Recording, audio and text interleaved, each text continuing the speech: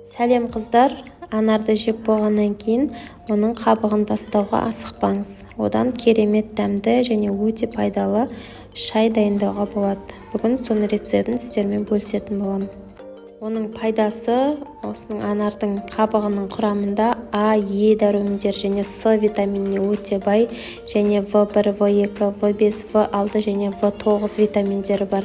Сонымен қатар калий, магний, фосфор, темір, кальций, натрийлар болады.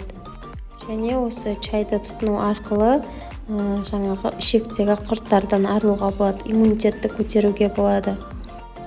Анардың қабығы мықты антиоксидант болып есептеледі. Халық медицинасында ішектегі инфекцияларды осы анардың қабығын кептіріп, соның суын тұтыну арқылы ішек инфекцияларынан арылған.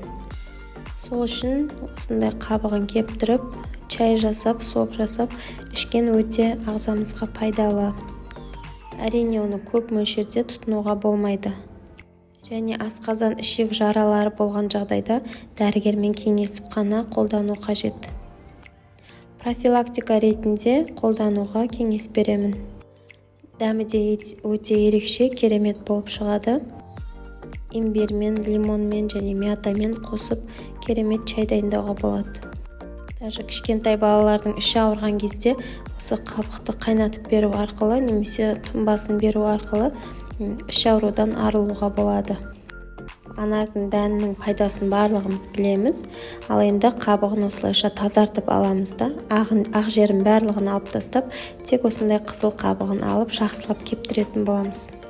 Негізінде 7-10 күнде кебеді.